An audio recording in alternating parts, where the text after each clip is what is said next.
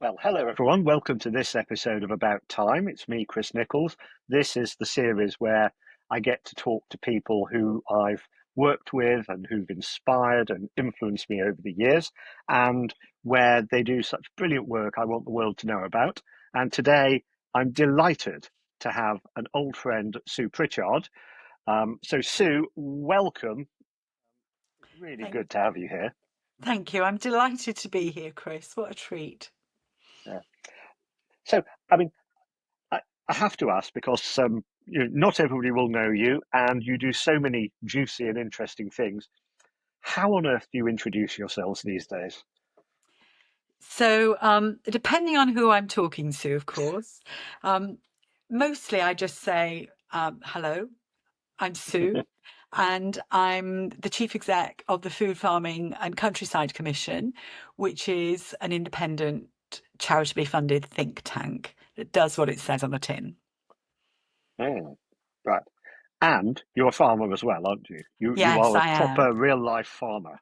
Yes, I am. Yes, I live and work on a lovely farm, a beautiful farm, an organic, conservation orientated farm in the heart of Monmouthshire in Wales.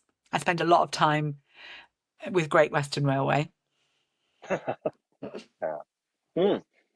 So, I mean, can we just start with the farm? Because Mm. I know you, like I've known you since Ashridge Consulting. And I can't remember the years you were involved in Ashridge Consulting, but it feels like a while ago. Yeah, 15 Yeah. years, I think. Yeah, Right. And you had the farm then, didn't you? I yeah, mean, yeah. yeah. Have you always had the farm, or like for decades or so? Mm. Well, 25 years now. So we've lived here for 25 years. Um, I'm from the Rhondda Valley. I don't sound very, very Welsh, but I am very, very Welsh, and you can always tell because I have no sense of humour about rugby. So I'm from the Rhondda, and my family, my father's family particularly, either went down the mines or were smallholders, smallholder farmers. And my father went down the mines, and uh, I suppose for all of my childhood, my conversations with my father were, why haven't we got a farm, and why can't I have a pony? And Yeah. bearing in mind that in my neck of the woods in the Welsh valleys, having a pony meant grabbing something off the side of a mountain and crashing about the place without much of a saddle or a bridle. So it was rather a different kind of version of childhood. And it didn't ever happen in my childhood, but probably about 30 years ago, my father took early retirement from mining because all the mines closed. So he Yeah. retired. He retired at 56, which is phenomenal for you and I now, and we're still in the thick of things. To retire at 56 and have a different life in front of you was quite the thing. Um, but we started having those kind of conversations with me, now as a grown up, and my father thinking what he wanted to do with this whole new phase of his life, this third age, about what we would really like to do. And we had this kind of dawning realization that that thing that we'd always dreamt about and that did not feel within our reach possibly could be within our reach if we put our thinking caps on, if we put our resources together. So it took us about 5 years to find the right place. But Really? we moved here 25 years ago to a really beautiful farm in the heart of Monmouthshire, which had a cottage for my parents and a farmhouse for us. And Lovely. we Oh, farmed together. My father was very, very involved. My mother was very involved, and she had her own little section. My kids were very involved. So my kids were incredibly fortunate, having a really pretty idyllic upbringing, being able to charge around the countryside and mess about with lots of animals, but also hang out with their grandparents right next door. And that's what freed me up to go off and do all those other sorts of how things too. brilliant. I didn't realize we had this in common because I'm first generation not to be down the mine. Ah, My granddad and yeah. dad were miners, but Yorkshire. Ah, And the other part of the family were farmers out Penistone way. So we had that yeah, connection. Although yeah. I was, yeah, ne never. My dad and well, in fact the whole family moved as an extended family down to the Yeah. southwest in the late 1950s, Right. when none of them could face going down the pits anymore. In fact, Yeah. my granddad had retired at that point. Yes. Yeah, Yeah. It yeah, is one of those things, isn't it? It was definitely one of those things that the mines were such a strong, strong part of communities. And I remember, my father saying didn't really want my brother to go down the mine, didn't want that for the family. And yet it was such glue for those communities. It was so yeah, important. We had a very yeah. ambivalent relationship with it all. Yeah, well, mine was like being brought up in a D.H. Lawrence novel, in the sense of the mines were still very Yeah. alive in our family, although everybody had, by the Yeah. time I was born, had Yeah. stopped. And the dream for me was, Mm. oh, perhaps our son will be a teacher. I thought, well, Yeah. that's one thing I'll never be. And of course, what did I end up essentially doing decade after decade, either Yeah. consulting or teaching? Yes. I'm still a visiting professor, so it doesn't Yes. stop. Yeah. D.H. Absolutely. Lawrence would be proud of me. Yes. Mm, Good. mm, yes. So I mean, I just want people to know more about what you do. So I'd love to know about without like the whole history of the Food and Farming Commission. I mean, what is it though? I mean, Yeah. what does it do, and why does it matter to you? So it's good. That's a good and important question, actually, and one that we ask ourselves all the time. Because, as I said at the start, we were set up for 3 years, and we're still here. Mm, And because we rely on philanthropic funding, we have to justify our use of philanthropic funding in the ecosystem of organisations in this space. So it is an important question. Um, I suppose, and I think I can say this to you in ways that I might not be able to say it to some other people. Uh, Food, farming, countryside is a huge topic. And we yeah. also, of course, work on climate, on nature, on health, and inequalities and justice. Mm, And there are lots and lots of campaigning and researching organisations who work in aspects of all of those topics. We're one of the few, arguably the only organisation that takes a kind of systems view across the relationships between all of those things. So, when we started out, people would say to me, well, yeah, but you've got to focus, haven't you? And I would try and explain to them the danger of focusing on one or two siloed topics, which then create unintended and unforeseen consequences in other yes. deeply interconnected and interrelated issues Mm, elsewhere. And arguably, exactly why we are in the situation that we're in, which is that the global food system contributes in a really bad way to the climate and the nature crisis, and to the rising diet related illness, and to rising inequalities.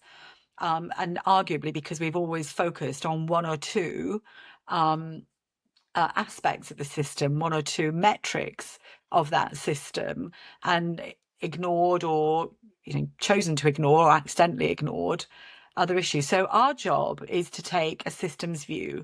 across what we argue, well, I think probably everybody agrees now, is a profoundly interconnected and interdependent system.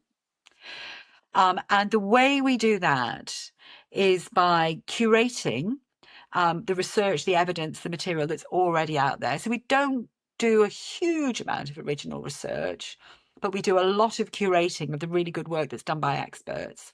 We do lots of convening, bringing leaders together at multiple levels, but across different sectors, to get them talking to each other in ways that perhaps they don't have the chance to do very often. Mm, And from that often comes fresh insight and fresh action. Um, and we also talk about the things that perhaps others find it a bit hard to talk about. yeah. So Mm, we work really hard through participatory and deliberative processes to bring citizens and grassroots voices to the mm, fore in policy making, in a way that's not patronizing or instrumental, but really centers grassroots voices. yeah. And we talk about things that can be very difficult in this space. Right now, we're talking a lot about power in food systems, Right. how power is working, not just in the UK, but in global food systems, and why some of the kind of taken for granted assumptions about how things are ignore how power is working right now. One of the debates I've had quite a lot with policymakers historically, when they say we take a systems view of food as well. Um, Very rarely do others talk about the economics and the politics of food systems, which for Yeah. me are integral to a systems view. Mm. So I suppose, you'll understand what I mean by this. We take a critical systems view of food systems, a Yeah. I, d- broad, I, yeah, good, so I do yeah, understand what that is. At yeah, least I think I do. yeah, And not everybody listening to this necessarily will, but I guess a critical systems view is an account that just doesn't take a description of the system, but interrogates it a bit to say, well, yes, yeah, whose meaning is this, and yes, who does this privilege, and who does it disappear, and exactly. Whose evidence counts? When we're talking mm, about an evidence-led policy, whose evidence counts in that? Whose voices have been brought in? Well, this is another very kind of, policy wonky phrase, but the critical systems heuristics, thinking whose mm, voices counts, who's in, who's not in, um, who's served by framing things in this way. mm, We surface those questions, which frankly yeah, have not been in food. There's always been this view, a phrase my colleague Tim Lang uses a lot, which is, Britain's food policy is leave it to Tesco's. It'll be yeah. fine. Just leave it to Tesco's. The market will fix food. And self-evidently, that is not the case. Well, do you know? I mean, you and I were both at Anthropy, the conference down at the Eden Project, Yeah. and I mean, John O'Brien will not rejoice in what I'm going to say right now, but I went along to hear Kenny Badenoch speak. She was the guest unexpectedly, I think, on one of the mornings and did a political keynote. And I used to be a civil servant in the Thatcher years, and I thought, oh my God, this is like it's just listening to the dries of the 1980s and 90s. It was the same thing. Mhm. And Mhm. I, she didn't use the word nanny state, but I could imagine the word, it was I like would. hovering. All you people here, just go and run businesses for profit. Don't worry about anything else. Best thing you could do is, and it Yeah. was, and one of the most pernicious things for me that's come into Mm. our vocabulary. There's a Mm. couple of very pernicious things, but one of them is nanny state, Yes. because um, that's a really demeaning way of talking about enlightened participative democracy around Absolutely. and being critical about power. Yes. Do you know Yeah. that phrase? I agree with you. I hate that phrase. And when we one of the things that I suppose we're most famous for at the moment is the work we've been doing with citizens in the food conversation. So we've run 12 assemblies around the country, 90 community-based conversations. So over 1,200 Ah, citizens now, all talking about what they want from food. And one of oh, the things brilliant. that Yeah. prompted that work was Mm. the tropes that government roll out to avoid taking action on food systems issues. And one, of course, is the nanny state. And, nobody wants the nanny state. So when we started talking to citizens about this, one of the citizens said to me in this very kind of puzzled way, he said, I don't really understand what this means. So I said, well, government's not doesn't think it should, determine what you do. And he said, what I don't understand is this. Why is it that the only people who talk about nanny state are the people who literally employ nannies to look after their own children? And it just, I wasn't and going to mention that, but yes, and it yes, it curious, made eh? me screech. It made me screech with laughter. But when you explain to citizens what that trope means and how it works, they are pretty pissed off about it because they say, but it's government's job to protect citizens. Government 101, protect your citizens from the forces that might otherwise exploit or harm them.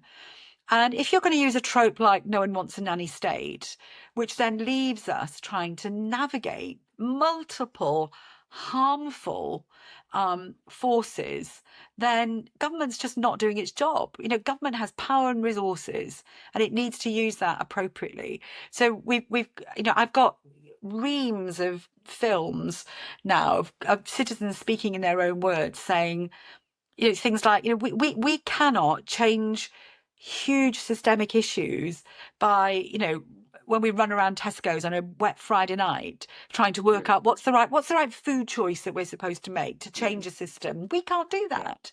Well, and there's Government a has to do whole, that work.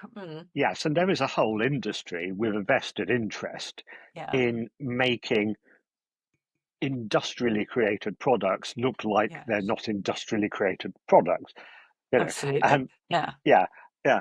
I mean, and I know you, as an organization, you have an interest in educating people about, for example, ultra processed foods and trying yeah. to Mm, encourage um, policy towards a better, food yeah, system. But yeah, can you help me to be a bit specific about what are you trying to do and what counts as what's good? What does good look yeah, like here? yeah. Yeah. Well, we in really, really simple terms, and this is the language that our citizens use all the time, we want a greener, healthier, fairer food system. And that means more sustainable farming, uh, and using sustainable in the proper Brundtland sense of the word, right across the piece, farming that pays workers, a decent livelihood, that makes sure farmers and growers get fair returns for the work that they put in, that they're able to farm sustainably and regeneratively, and that it's not, as it is at the moment, very often better business to farm in a very extractive and industrial way. So we start with, greener farming, and farming that looks after nature and climate, producing more of the healthy food that we need in the country, more fruit, more veg, nuts, pulses, meat and dairy from more sustainable sources. A healthier food system that everybody everywhere can can easily afford the healthy food that we know is good for them, good, healthy food.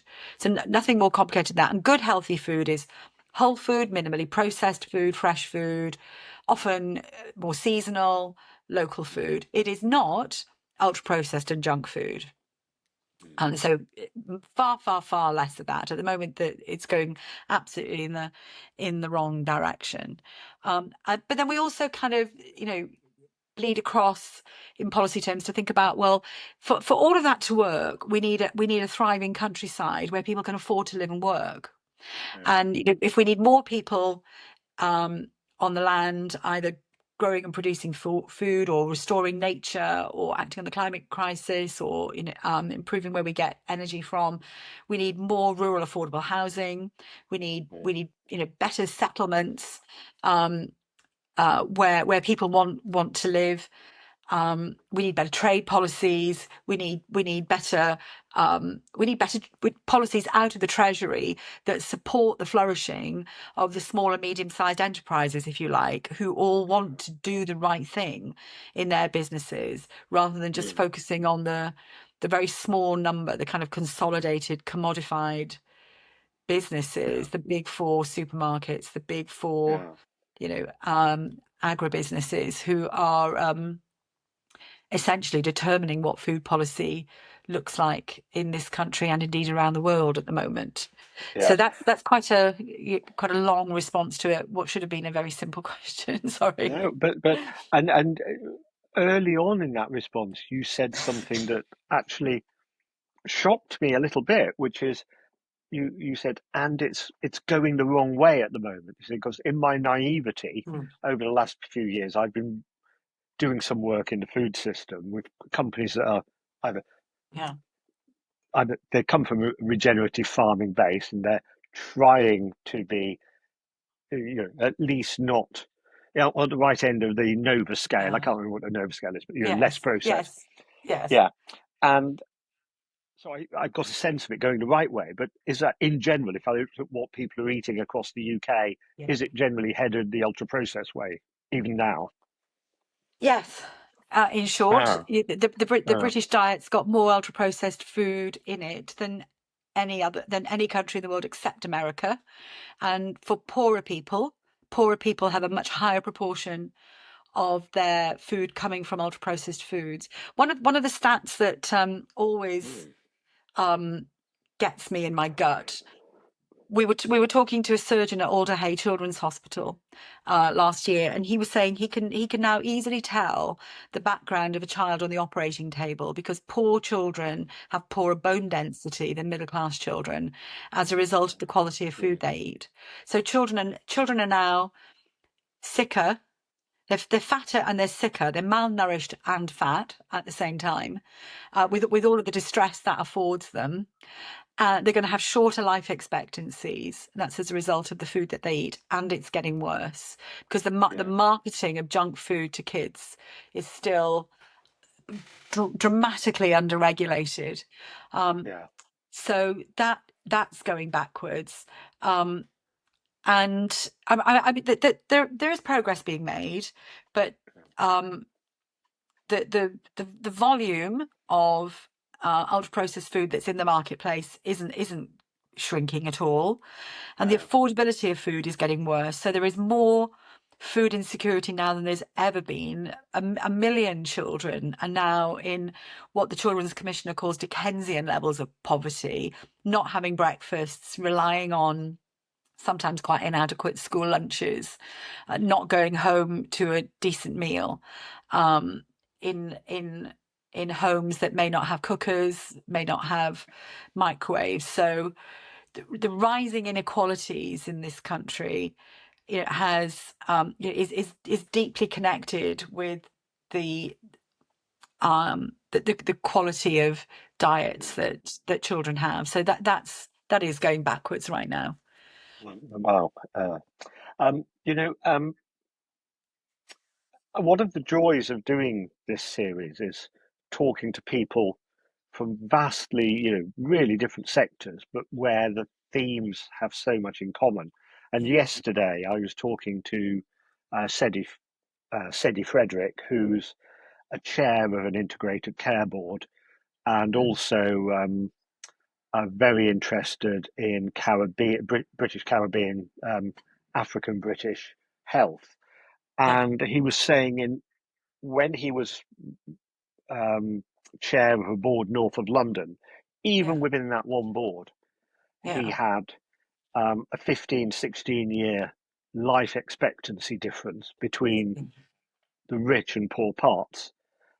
Mm. And these things are not accidental, as you say. It's Yeah, housing and it's yeah, food and it's kinds yeah, of work.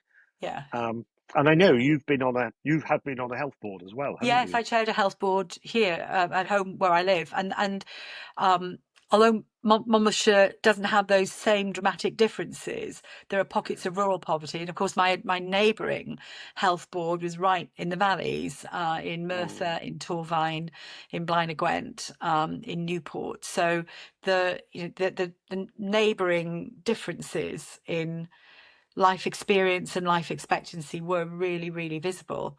I mean, what we were able to do here is, and I think it stood the test of time.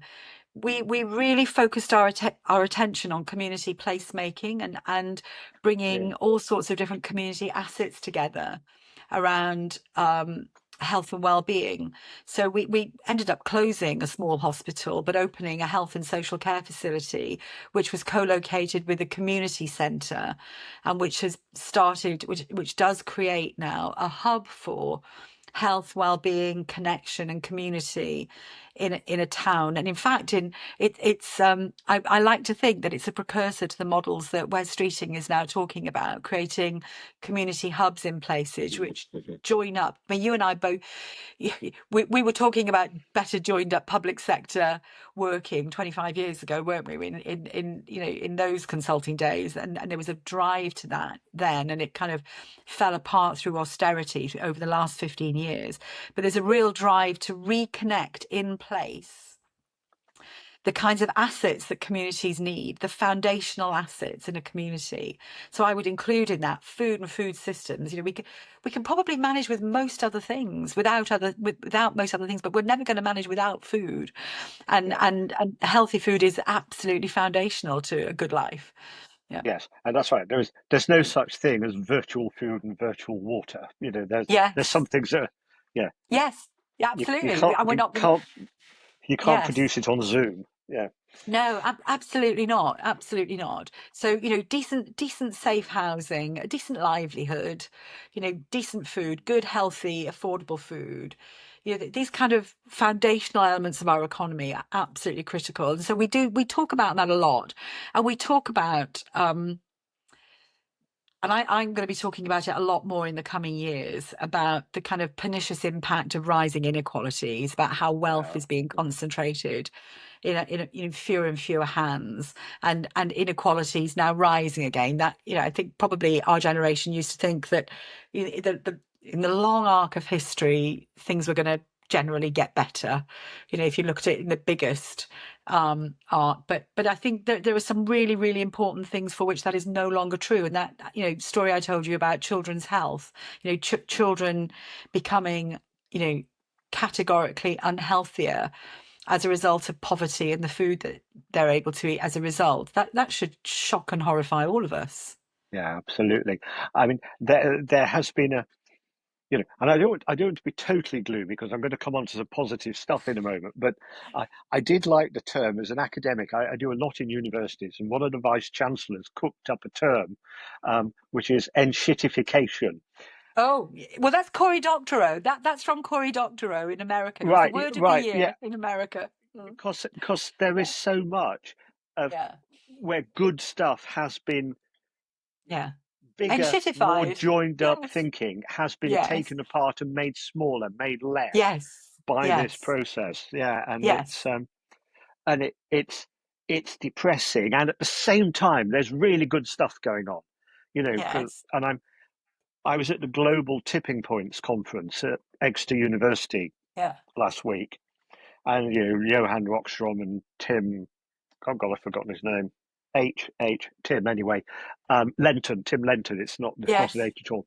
Yeah, yeah. we're looking at the latest research, and the Mm, latest research and the interconnectedness between the research mm, is just not good news. It's horrible. mm. And yet, Tim Lenton's new book is about the positive tipping points because there are some. There are Yeah, some things that are going. yeah, If we do more of this, mhm, it doesn't all have to go bad. And I see your work. yeah, There are positive tipping points in there, and one of them I think has to be placemaking, where yeah, joined up, as yeah, John Alexander would say, yeah, citizens' work, yeah, um, or as Rob Hopkins would say, transition town kind of work yeah, yeah, matters because, yeah. yeah, Yes. Yeah, no, I mm, completely agree. I completely agree. And I think where and that's one of the both inspiring but frustrating dualities, I think, in this. It is incredibly inspiring to go to grassroots events. I've just mm. come from a big conference called Groundswell, which is now Oh huge. yes, 9,000 farmers gathering in a wow, field for a conversation and a dance, and they're already doing things. They're already working out how they can improve their farming practices, how they can restore soil health, how they can reduce carbon. They're doing that stuff already, um, and it just reminds us that people, many, many more people than we realize, want to do the right thing. But what gets in the way is our, I think, our unwillingness to lean into the conversations that we're going to have to start having about power and inequalities. So we have to, I think, start pointing out that the reason that things don't change is not because people don't want to do the right thing, but there are vested interests deeply, deeply um, in literally invested in the way things are at the moment, who do not want things to change, or certainly not too quickly, and yeah, who are using all of the power that they have to change the way we think about things, change the way that we talk about things, to rubbish the research, question yeah, the research and rubbish the research, to warn off politicians about being bolder and braver, and essentially protect their own interests at the expense of ours. Now, we have to be able to shine a very, very bright light on that stuff. And sometimes I feel like we need to all turn ourselves into the small boy in the story of the Emperor's New Clothes, and just kind of do a big point and laugh and say, yeah, they're not wearing any clothes. That stuff that they say, the no one wants the nanny state stuff, all that stuff that is being said over and over again, it isn't true and it isn't real. And that is not what people want. People want a fairer, kinder, greener, healthier mm, world to live in. That kind of anger that we see being fomented and weaponized in communities mm, is really carefully curated and stoked by bad actors. And we have to be so much more on that, I think, as a mm, movement, and be really prepared to lean into that and sharpen our elbows and confront it, I think, a lot more assertively and confidently than perhaps we have up until now. yeah. I mean, are there positive signs in the big industrial food companies, or is it? I mean, or is it too hard to generalize about that? I mean, It or is is it just hard to no? generalize. Yeah, I mean, it is hard to generalize because actually the practical realities come down to things like product portfolios. What is the business that they're in? For the companies who only have junk food in masses of Mm, packaging that comes from commodities, then I kind of don't know where their future lies. And actually, I am not paid 1.5 million pounds a year to lead one of those organizations with, a board. So I'm leaving it to them to work out how they transition those kinds of businesses away from really destructive and extractive products to a different version of the future. And again, you and I both know that this isn't the first time that big global corporates have had to lean into a future where suddenly their business model no longer works. Nokia mm, had to face into that 15, 17 years ago with the rise of the Apple iPhone. And I mm, absolutely clearly remember being, working with the Nokia leadership group when I had my first Apple iPhone. So I had a Nokia brick still for my work phone, and I'd gone out and got myself a little Apple iPhone, the first generation, because I was fascinated by it, and I took it with me to the Nokia event that I was helping to run, and just kind of showed it over the bar and said, "What do you think of this, guys? This is interesting compared to this." And they went, "Oh, that's never going to take off. That's never going yeah, to happen." So it's not as if other sectors have not had to lean into the dramatic change in their fortunes because the world moved on. So mm, I do encourage those businesses to think about, what kind of business do they want to be? Is there going to be a space for that business in the world in the future? Where are their stranded assets and how do they start, divesting of that? I really encourage, investors, shareholders. We work with Share Action, we work with pension companies to say, just think about where you put your money and how long you want your money to be sitting in those spaces. So there are some companies, I think, for whom that won't be an impossible issue. Sorry, but that's that's all um, right. Don't worry. my aunt's phone going off over there.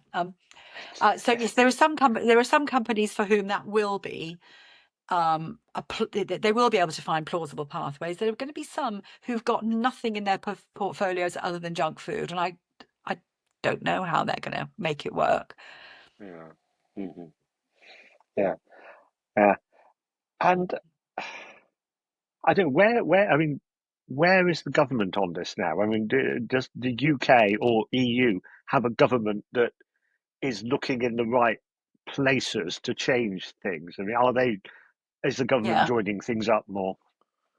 Um, so let's do promising prospects, shall we? Yeah. Promising Yeah. prospects.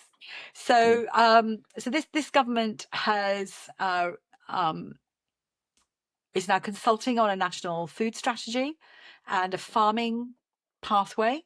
A route map to more regenerative, more agroecological farming to 2030, more sustainable farming, and land use framework, and a pathway in the net zero council. So there are lots of things starting, lots of mm, things being initiated. Um, yeah.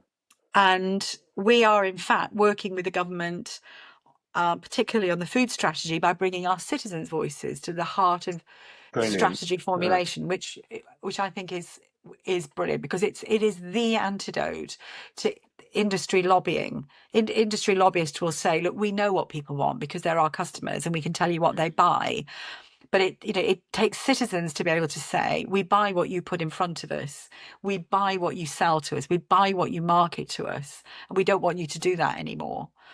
So that's kind of structured relationship between a collective citizens' voice and government, I think, is really, really important. So I think this government is putting the effort in to consult on some really important components to a set of strategies that could look very much more joined up than they have perhaps in the past. But it is still all to play for. It is all to play Yes. for right now. And I think one of the things that we'll be talking a lot about this year will be, what does it mean to grow an economy that really is sustainable and resilient and allows people to prosper and thrive in the long term? Because some of the things that government might be investing in are really not the industries that we want to be growing anymore. We really do want to be perhaps hospicing those industries and helping new players in the sector to grow and to flourish, because they are the businesses for the future that will support a greener, healthier, fairer Yeah. food future. And do you know if the 10-year health strategy Mm. like makes the link to food? Does it make it adequately? I mean, I've not read it. I've only read the exec Yeah. summary. So yeah. I mean, it talks about it. Right. Let's say more work needed. So the Yeah. prevention agenda is clear in the NHS plan, and Yeah. government talks about really needing to get to grips with preventing chronic ill health, particularly. Yeah. Um, I think it can join up a lot more. There is a little bit of a worry that government might be a bit in thrall to things like, you know, um, uh, the diet drugs like, Wegovy All right. and Okay. Yeah. Ozempic. And they are really important for people who are, substantially overweight and really need to make changes in their lives. But that should not be the government strategy, because it's just kind of medicalizing No. an issue that needs to be handled, I think, somewhat differently. So I think Yeah. there's promise, but more work needed. Yeah. I love the way you're talking about it, because first of all, I can hear our shared participative action research consulting history Mm. running Mm. through it. Um, but I'm also hearing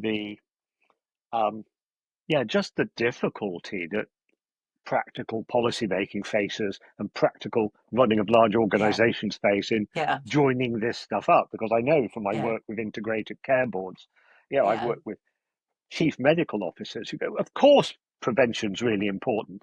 But what they mean by prevention is diagnosing and medicating. So diagnosing high blood pressure, yeah, treating it, and it prevents all kinds of bad things happening or puts it off for years and years. yeah, But it's not, because it's not the chief medical officer's job, housing or food. They say, oh no, that's not me, that's Public Health England, or that's somebody else. And joining these things up, it's incredibly hard. or worse, they'll say that's people's individual responsibility. Mm. It's individuals, and I get very antsy with the nudge world, the idea that we just nudge people to make better choices, as if the huge structural and systemic issues that we're having to deal with are going to be shifted quickly enough by Mm. little nudges. Yeah. Let's nudge industry and tell them don't make bad things. I mean, that Mm. that would, for me, that would be you just don't do bad stuff. Mhm. That's the T-shirt Yeah. that I want. I mean, probably I would have a Yeah. swear in it, as you know, Chris, but I won't say it. I won't say it here. Um, Yeah. but Yeah. I just want to say to you about, I mean, the action Yeah. research component actually really, really matters, because I think there's one of the things that I do like about this government is it's got a kind of, well, some parts of it, some cabinet members really like what they call kind of tests and trials. Uh-huh. Just get started. Let's start experimenting. Let's try things out and let's learn fast and Hmm. adapt. So, for us, we would see that as cycles of action research or action Yeah. learning, and then reflection and adaptation. And for the big issues, that's exactly what has to happen. So quite a few of the recommendations that we make to government are centred on, well, let's just get started with these sorts of policy interventions. Let's bring citizens and stakeholders into the conversation. Let's bring all that research, that evidence, those perspectives in, and let's start trying some stuff out. And let's learn fast about what works and what doesn't work. And then let's adapt as a result. So creating that kind of action researching, action learning mindset in policy development and delivery, I think has got quite a bit of promise, and it works really well in places because people in places have got real skin in the game. In Whitehall, it's a little bit harder. You're sort of sitting in that bubble of Whitehall and Westminster, which you know well, and you can feel incredibly disconnected from how the rest of the country lives and works. But if you're devolving the power, the resources, the responsibility, the accountability into places and with people who've got a real stake in getting a good outcome for them, their families, their communities, then chances are you're going to get some more rigorous, more workable policy propositions as a result. Mm. Brilliant. Now, Sue, thank you for that. I'm really conscious we're on 42 minutes already, or 41 minutes, and I don't want to stop without giving you a chance to say something about what next for you. I mean, what, I don't mean necessarily the next job, but just what's on your next horizon here? 3 years, 5 years. I mean, what are you working Oh, good towards? question. Well, I'm a very old Yeah. woman, Chris, as you know, and so I'm often asking myself, at what point would I do what my dad did and stop working and travel the world, which is, what he gave himself the opportunity to do. I'm pretty obsessed about this job at the moment, and we're just about to go out on a funding round for our next 3-year strategy because we do ask ourselves every couple of years, do we make a contribution? Is it worth us being here? If it is, what are we going to do? And I think there's a general agreement that we will pitch in now for a further 3 years from 26 to 29, which kind of accompanies this government into the next election. So my mind is very, very much on that at the moment. And that'll take me up to, how old will I be then? I'll be 66 by the end of that. So I don't know what I, You see, I knew you were a youngster, you see. I knew. No, that's brilliant. And do you have like in your head by the end of this, if I've done this for 3 more years or 5 more years, like what will be good enough as an outcome for you? I go, yeah, we did um, that. yeah. What I what I focus my attention on a lot at the moment is to make food systems and food policy really visible for Yeah. Okay. government, for business, and for citizens, and to say the way that it is at the moment isn't working and it could be different, and it's our collective job to make it different. So we did a big piece at the Labour Party conference last year, which was, your mission, should you choose to accept it, is fix food, fix the planet. It's a phrase I've stolen from Andy Cato at Wild Farmed, but he's happy, but he's quite content for me to do that. And so what I want, I think, what I want is for politicians, for businesses, and for citizens to see food as a system and to feel that they have agency to impact on that system to make it greener, healthier, fairer, for all of us. So that's where my focus is. And I think if we got to the end of this year and government started delivering policy proposals that demonstrate that, and businesses are acknowledging that they need to be regulated, I'd be reasonably content with that, I think. Brilliant. Sue, thank you so much. As ever, you and I could probably spend we could probably spend the weekend sorting this stuff out, but we're going to have to stop this podcast. Let me just close off the episode and then come back and thank you properly before we finish.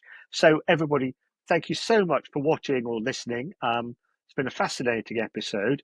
There are so many connections in placemaking to the episode with Stephen Gould, participative working and citizens, the episode with John Alexander that's coming up, um, and all of the work with Victoria Hirth on beyond profit and well-being, and so many more. I'm delighted. Please have a look at the other episodes. Meanwhile, Sue Pritchard, old friend, dynamo of food, farming, countryside, and more. Thank you so much. I'm so glad you could come. Thank you. Thank you. It's been great fun, Chris. Thank you for having me. You're very welcome. Thanks for coming. Bye bye, all.